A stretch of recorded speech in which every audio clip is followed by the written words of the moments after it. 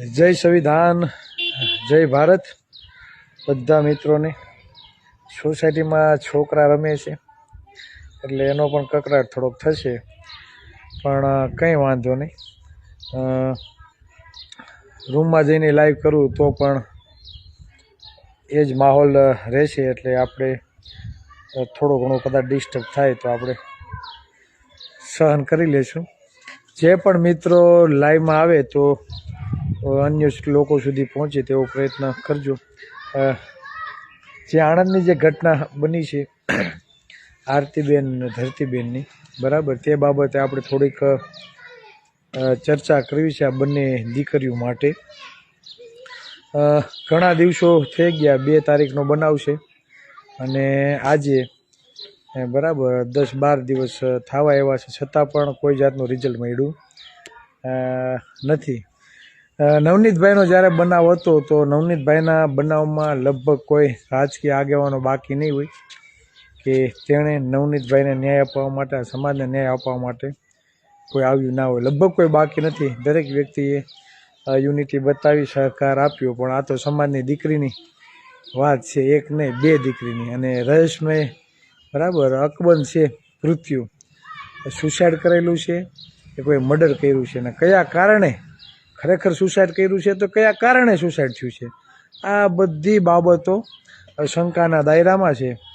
અને ખાસ જે સીસીટીવી ફૂટેજ જોવાની અને બતાવવાની વાત છે, તો ત્યાંના સ્થાનિક આગેવાન ખાસ કરીને વિજયભાઈ બારૈયાને બરાબર પોલીસ પ્રશાસન પણ રૂબરૂ કહેલા સીસીટીવી ફૂટેજ માટે, બરાબર.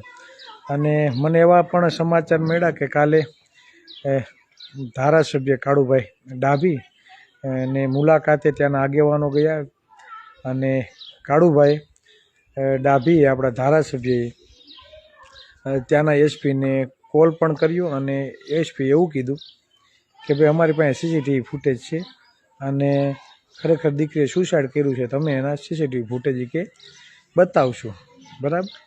એટલે કહેવાનો મતલબ એ છે કે 2 તારીખની ઘટના આજે 10-12 દિવસ થઈ ગયા, તો પોલીસ પ્રશાસન દ્વારા કેમ દર વખતે ઢીલી નીતિ રાખવામાં આવે છે? આ વાત પહેલી સ્પષ્ટ.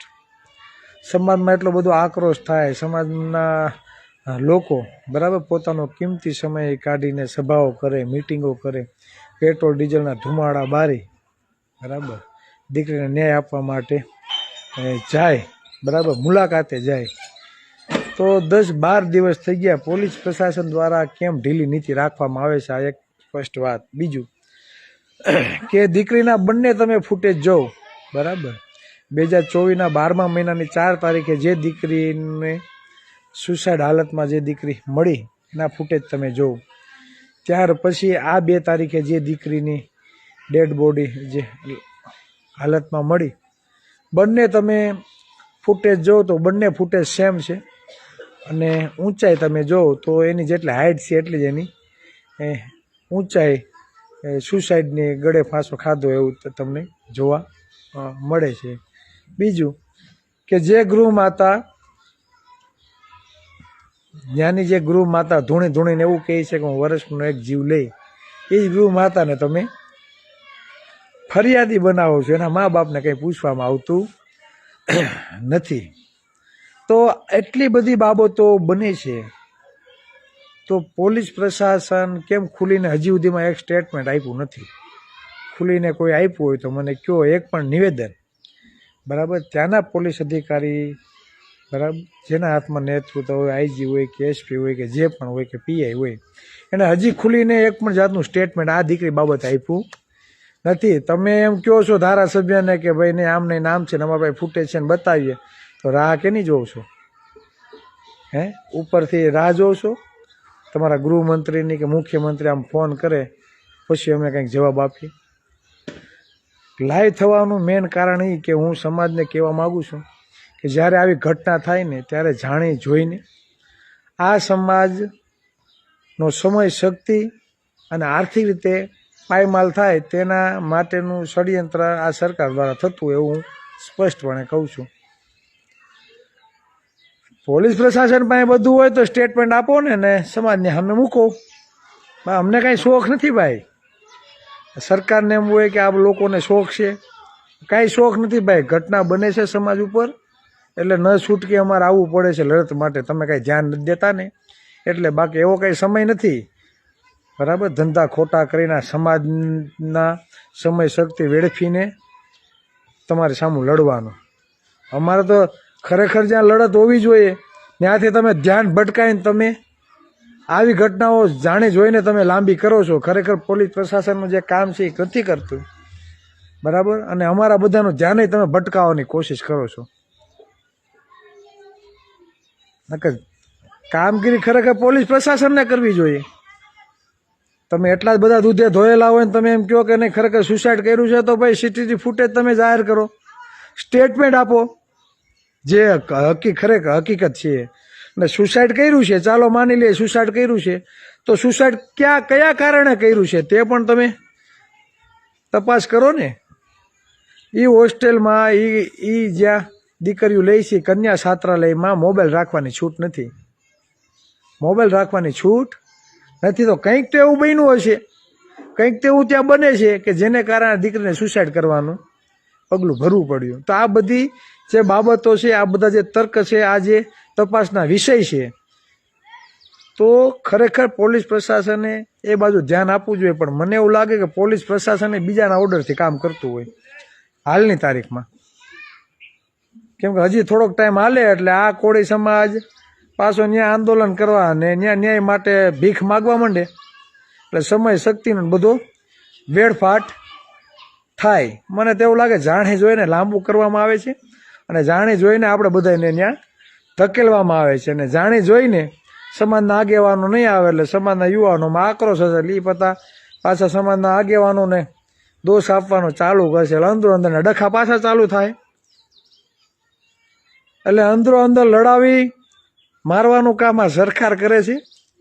બરાબર, આપણા લોકોને આપણા દુશ્મન બનાવે છે. ખરેખર સિસ્ટમનો વાંક છે, નેતાઓનો વાંક નથી. આવી ઘટનાઓ બને છે, બરાબર, એમાં કાંઈ નેતાઓનો વાંક નથી. હા, સ્વાભાવિક છે, નેતાઓએ એ બાબતે ધ્યાન દેવું જોઈએ, નો ડાઉટ, એમાં આપણે માનીએ છીએ. પણ જે સિસ્ટમનો વાંક છે, સિસ્ટમ પોલીસ પ્રશાસન જે લાંબુ કરી રહી છે, લાંબુ ખેંચીને, બરાબર, તો ત્યાં કોઈ બોલતું નથી. એટલે મને એવા સમાચાર મળ્યા કે આ રીતની વાત થઈને એસપી એવું કીધું ખરેખર સુસાઇડ છે, અમારી પાસે સીસીટીવી ફૂટેજ છે. તો ભાઈ રાહ કોની જોવો છો, જાહેર કરો ને, અને હકીકત છે એ સમાજ સામે મૂકો. બરાબર, કા હજી આકો એટલે આ બધા સમય શક્તિનો વેડફાડ કરે. હું જે હવે તમને જે કહેવા માગું, હમણાં બીસી રાઠોડ સાહેબની એક પોસ્ટ તમે જોઈ હશે, જીપીએસસી ની મૌખિક ઇન્ટરવ્યૂની જે રિઝલ્ટ આવ્યું 102 જગ્યાનું, હા લગભગ 102 જગ્યા છે, આંકડામાં કંઈ ભૂલ ના હોય તો. એમાં ઈડબ્લ્યુએસના 3 ગણા ઉમેદવારને મૌખિક ઇન્ટરવ્યૂમાં બોલાવવા આવ્યા. અને સરેરાશ તમે લેખિતમાં માર્ક આવેલા ઉમેદવારો તમે જોવો ને તો ઓબીસી સમાજના ઉમેદવારોને લેખિતમાં 400+ આવેલા છે, જ્યારે ઈડબ્લ્યુએસ જનરલવાળાને 380 385ની આજુબાજુ આવેલા છે. લેખિતમાં ઓબીસીના બધા ઉમેદવારોને લેખિતમાં 404 કે એમ પ્લસ આવેલા છે. બરાબર, જ્યારે મૌખિક ઇન્ટરવ્યૂની વાત આવે ને ત્યારે મૌખિક ઇન્ટરવ્યૂમાં ઓબીસી સમાજના ઉમેદવારોને સરેરાશ તમે ગણો તો 59 ને 90%, 59 ને 90 સરેરાશ, બરાબર, એટલા માર્ક આપેલા છે. અને ઈડબ્લ્યુએસ વાળાને 75, બરાબર, સરેરાશ એટલા માર્ક આવ્યા. સમજો 15 માર્કનો ડિફરન્સ છે, તમે એવરેજ કાઢો ને એ. પછી આપણે એમ કહે કે આમાં ક્લાસમાં અધિકારી કેમ નથી બનતા, બરાબર. અત્યારે દ્રોણાચાર્ય અંગૂઠા કાપવાનું કામ ચાલુ છે. એટલે ખરેખર આપણું ધ્યાન ભટકાવવાનું કામ છે ને થઈ રહ્યું છે. અસંખ્ય નોકરીઓ ખવાય છે, મારો આખો સમાજ હૂતો છે. શિક્ષણની મોટી મોટી વાતો કરીએ છીએ પણ એટલી બધી નોકરીઓ ખવાય છે, આપણે તો સૂતા છીએ. એટલી શિક્ષકોની નોકરીઓ ગઈ, 70%માંથી માત્ર 15%, 16%, 17% ભરતી કરી. અને આપણે શું કરીએ? આપણે આંદોલન કરવાના હવે ન્યાય માટે. ખરેખર આપણા ટેક્સના પૈસાથી આ પોલીસ કર્મચારીઓના પગાર થાય છે, પોલીસ પ્રશાસન આખું ચાલે છે, બરાબર. તો આપણે ન્યાય નથી મળતો આપણા પૈસાથી, અને આપણે એના માટે લડત લડવી પડે, એના માટે બેનર લઈને ઊભવું પડે, એના માટે ન્યાય માટેની ભીખ માગવી પડે. એટલે આ જે મુદ્દાઓ આ બને છે, મને તેવું લાગે કે જાણી જોઈને આ મુદ્દાઓને લાંબા કરવામાં આવે છે ને આપણી સમય શક્તિ પૈસાનો વેડફાટ કરવાનો, અને જે જગ્યાએ આપણે ધ્યાન કેન્દ્રિત કરવું પડે છે એ જગ્યાએ ધ્યાન કેન્દ્રિત નહીં કરતા તમે આ મેટર આવા બનાવવામાં તમારું ધ્યાન જાય અને તમે આમાં નામાં લડ્યા રાખો. આ જ આ લોકોની મહત્વાકાંક્ષા છે, આ સ્પષ્ટપણે જાહેર થાય છે. બોલો, હું તો કહું ધારાસભ્ય ફોન કરીને અધિકારીઓને ખખડાવવા જોઈએ, ગૃહમંત્રીને ફરિયાદી બનાવી દે છે. વિચાર કરો, જે ધૂણે છે એને દેખીતું, તમારી નજર સામે દેખીતું છે. અશિક્ષિત અબુધ હોય ને એને પણ ખબર પડે કે દીકરી મરી ગઈ છે, તેના મા બાપનું સ્ટેટમેન્ટ લેવામાં આવે ને મા બાપને ફરિયાદી બનાવવામાં આવે, બરાબર. એડી દાખલ કરવામાં આવે તો ગૃહ માતાને ફરિયાદી બનાવી દે. વિચાર કરો તમે, આમાં ક્યાં તમે ન્યાયની આશા રાખો? બધું લોલમ લોલ હાલે, બધું લોલમ લોલ આવે. આ સંસ્થાનો તમે ઇતિહાસ જોવો તો લોહિયા રહ્યો છે. ટ્રસ્ટીઓમાં પણ હોતા ને આમાં કંઈ મર્ડર ને એવું થયેલું છે, એવા સમાચાર છે, બરાબર. 3500 કરોડનું તો લગભગ દર વર્ષનું ટર્નઓવર છે આ સંસ્થાનું, અને એના કાર્યક્રમમાં કોઈ એવા બાકી નહીં હોય, બરાબર. રાજનીતિક નેતાઓ, બરાબર, ક્યાંય ત્યાં નહીં આવતા હોય, બરાબર. એટલે ખાસ કહેવાનો મતલબ એ છે કે આપણું માત્ર ને માત્ર ધ્યાન ભટકાવવાનો કોશિશ કરવામાં આવી રહી છે, બરાબર. કોઈ જાતનું ક્યારે પણ આ સમાજને જે દિશામાં ધ્યાન કેન્દ્રિત કરવું જોઈએ ત્યાં કરવા દેતા નથી. લાંબુ લાંબુ કરી અને આપણે બધાનો સમય શક્તિ વેડફાટ થાય, આર્થિક રીતે પાયમાલ થાય, બરાબર. અને સમાજના યુવાનો, સમાજના આગેવાનો આ જ બાજુ, બરાબર, પોતાનો સમય વેડફે. તે બાબતે આ સરકાર જાણે જોઈને લાંબુ ખેંચે એવું મને લાગી રહ્યું છે. એટલે કહેવાનો મતલબ એ છે, મિત્રો સમજજો, જ્યાર સુધી તમે સત્તામાં નહીં પહોંચો ત્યાં લગી તમારે ન્યાયની હંમેશા ભીખ જ માગવી પડશે. સત્તામાં બેઠા હોય ને તો ખાલી ફોન જાય ગૃહમાંથી, આને ના કામ કરવાનું છે. સૌથી વધારે મત આપણા છે, પણ પાવર તમારા હાથમાં નથી. ભૂલી જાજો, પાવર તમારા હાથમાં નથી. સત્તામાં બેઠા હો ને, બરાબર, તો ઓર્ડર કરવાનો હોય કે ભાઈ ન્યાયિક તપાસ થવી જોઈએ, બરાબર. મારે 2 દિવસમાં રિઝલ્ટ જોઈએ, મારે 3 દિવસમાં રિઝલ્ટ જોઈએ, રિઝલ્ટ મળે. અને અત્યારે સત્તા મતથી તમારી નજર સામે મૌખિક ઇન્ટરવ્યૂમાં તમારા દીકરા દીકરીઓને ઓછા માર્ક આપવામાં આવે છે, લેખિતમાં વધારે માર્ક આવેલા હોવા છતાં, બરાબર. અને તમારા બાળકોનું ભવિષ્ય તહેશ નહેશ કરવામાં આવે છે. તો ગૌણ સેવા આયોગ પસંદગી ઉપર કબજો છે કોનો? આ વાસ્તવિકતા છે.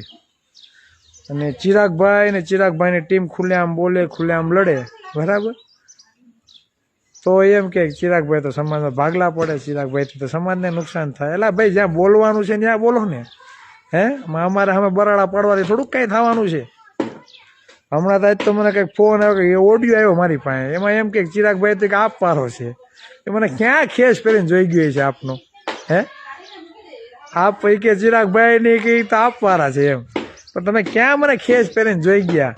અને મારા નિવેદન પહેલાંના વિડીયો જોઉં ને, મેં કોઈને બાકી નથી રાખ્યા. ભાઈ આપ હોય, કોંગ્રેસ હોય, ભાજપ હોય, બરાબર, બધાની આપણે ખુલ્લે આમ જ્યાં જ્યાં સમાજને અન્યાય થાય છે, જેણે જેને અન્યાય કર્યા છે, પછી કોઈ બી પક્ષ હોય, ખુલ્લે આમ દરેક કોઈ બી પક્ષ હોય, મારે 1, 2, 3 ને 3.5 મારે કાંઈ લેવા દેવા નથી, બરાબર.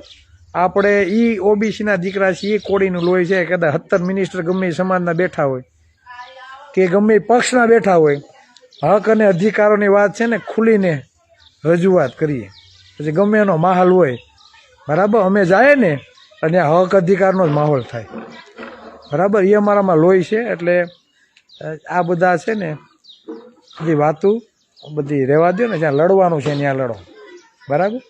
જ્યાં લડવાનું છે ત્યાં લડો. અને પક્ષો વધે છે ને એમાંથી નુકસાન કોળીને જ જાય છે. હું તમને 2 ઉદાહરણ આપું. પક્ષો ભાજપ, કોંગ્રેસ, નાપા 3 પક્ષો થયા અત્યારે ગુજરાતમાં. આ 3 પક્ષોને લીધે નુકસાન કોને જાય છે ખબર? નુકસાન કોળીને જાય છે. કઈ રીતે? કેમ કે જે વિસ્તારમાં સૌથી વધારે વસ્તી કોળીની છે ત્યાં 2 ઉમેદવાર કોળીના ઊભા રાખે, ત્રીજો ઇતર જ્ઞાતિનો, બરાબર? એટલે કોળીના 2 ભાગમાં ફાટા પડે એટલે એક વનવે જીતે. એમાં 2માંથી એક કોળી એવો હોય કે પૈસા લઈને સેટિંગ પાડ્યું હોય, એકને ટિકિટ મળી હોય, આમાંથી એક કદાચ સેટિંગ પાડી લીધું હોય. એટલે આ બીજો જે છે ભાજપવાળો, બરાબર, એને જીતાડવા માટે, ભાજપવાળાને જીતાડવા માટે, બરાબર, આ 2માંથી બેમાંથી એકને, બરાબર, ઊભો રાખવામાં આવે. એટલે આ 2માં તડા પડે, સમાજના મત આ 2માં વેચાય, એટલે આ ઢળી જાય અને આ જે ત્રીજો છે એ જીતી જાય. ઉદાહરણ આપું. ઝંખનાબેન પટેલ 84ની સીટ. ઝંખનાબેન જ્યારે ઊભા રહ્યા ને આ વિધાનસભાને, ગઈ વિધાનસભામાં સૌથી વધારે લીડથી જીતનાર ઝંખનાબેન પટેલ, આપણા કોળી, બરાબર, સૌથી વધારે લીડથી જીતનાર ધારાસભ્ય હતા. અને ગઈ વિધાનસભામાં જ્યારે એને ટિકિટ આપવાની વાત આવી ને એને ટિકિટ કાપી નાખી બેનની, અને જેના 3000 મત છે એને ટિકિટ આપી. માત્ર એ વિધાનસભામાં 3000 જેના મત છે એને ટિકિટ આપી. શું કેવું? ભાજપમાંથી જેના 3000 એના સમાજના મત છે વિધાનસભામાં એને ટિકિટ આપી, એટલે એ ઉમેદવાર ઊભો રહ્યો. પછી 2 ઉમેદવાર બીજા ઊભા રહ્યા, આપમાંથી કોળી, કોંગ્રેસમાંથી કોળી, બરાબર, આ 2માંથી ઊભા રહ્યા, બરાબર. એટલે આ મતો કપાણા, એટલે એ 2 પડી ગયા. અને ભાજપનો જે વ્યક્તિ હતો ને એ જીતી ગયો. નુકસાન કોને ગઈ? કોંગ્રેસને. હવે તો તમે જાઓ લીંબડીની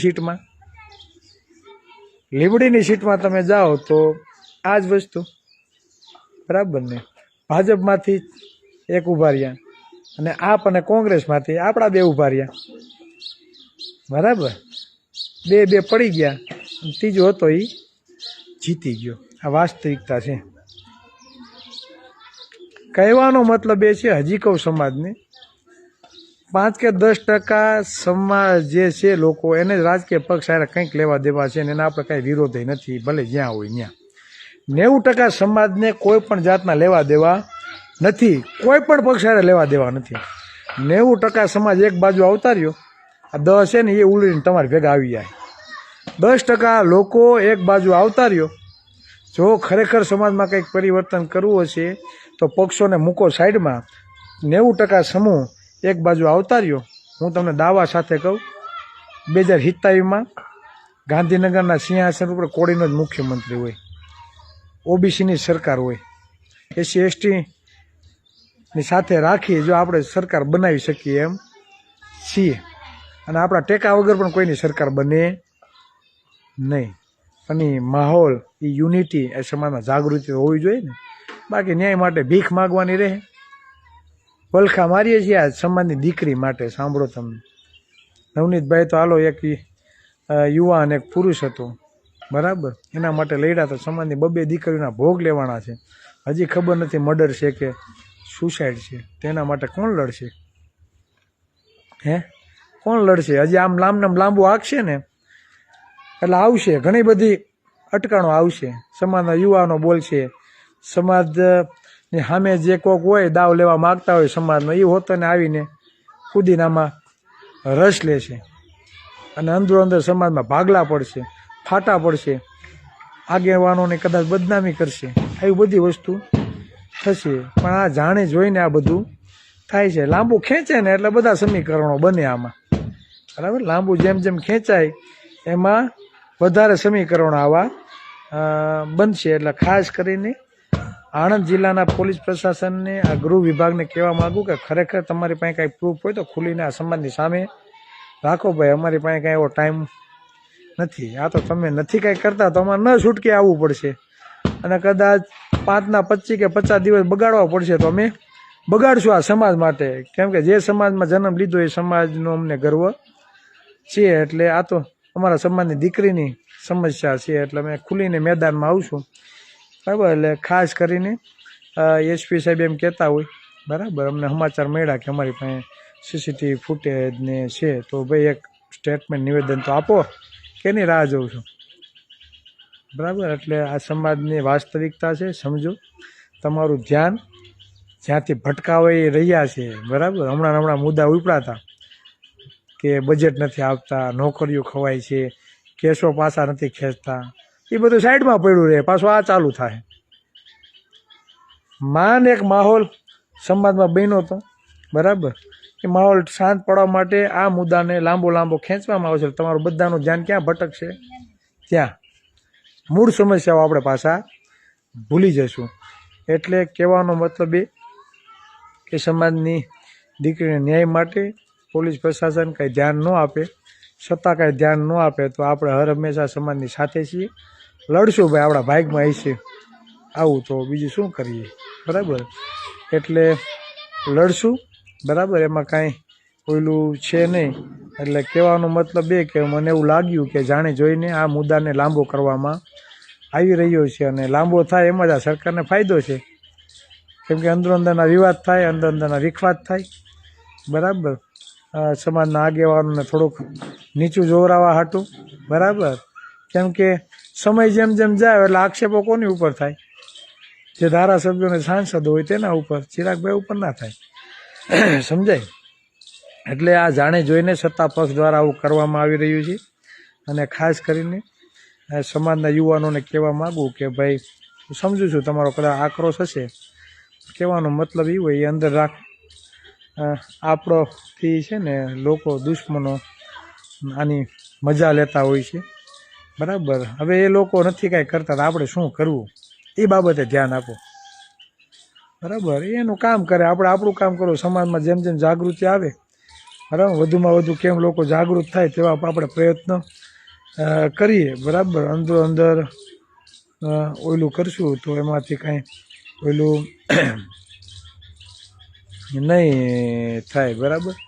એટલે કહેવાનો મતલબ એ છે કે જે વાસ્તવિકતા છે તે તમને રજૂ કરીએ છીએ. એટલે હું જ કહું છું બરાબર, એ બધું માની નથી લેવાનું, થોડુંક તર્ક કરીને આગળ વધજો. અને કહેવાનો મતલબ એ છે કે પક્ષો વધારે હશે બરાબર, તો એ જ જગ્યાએ ટાર્ગેટ કરશે જ્યાં આપણી ટિકિટો માઇનસ થાય બરાબર. કેમ કે બધા પક્ષોમાં નેતૃત્વ એવા લોકોના હાથમાં છે, સમજાય ને. પ્રાઇવેટ કંપની છે એટલે એને મજા આવે ને બે સમીકરણો બંધાવો, કઈ જગ્યાએ કોને ટિકિટ આપીને કઈ જગ્યાએ કોને પાડી દેવા બરાબર. આ વાસ્તવિકતા છે. બાકી કોઈ જગ્યાએ બે જ ઉમેદવાર હોય, એક કોળી ઊભે બરાબર, તો સ્વાભાવિક છે બરાબર કે કોળી જીતે. એટલે આમાં થાય પાછું કેવું કે અભણ ને ડફોડ, જેને સમાજની કાંઈ પડી નથી એવા લોકો વિધાનસભામાં પહોંચી જાય તો સમાજને શું કામનું ભાઈ? હે, ડફોડ અસમજુ, જેને ખબર નથી કાંઈ પડતી બરાબર, જેને સમાજ માટે કાંઈ અવાજ નથી ઉઠાવવો બરાબર, તો શું કરવાનું? એટલે કહેવાનો મતલબ આ છે. બસ, વધારે ચર્ચા નહીં કરતા, ફરી પાછા મળશું. અને કાલે જો અમને સમય મળે તો અમે તારાપુર ગામનું વિજયભાઈ નામ આપ્યું છે, ગામમાં અમે કાલ રાતે જવાના છીએ મીટિંગ લેવા બરાબર. તો એની જાણ અમને અગાઉથી કરશું. બસ, વધારે વાત નહીં કહેતા. જય કોળી સમાજ, જય સંવિધાન, જય ભારત.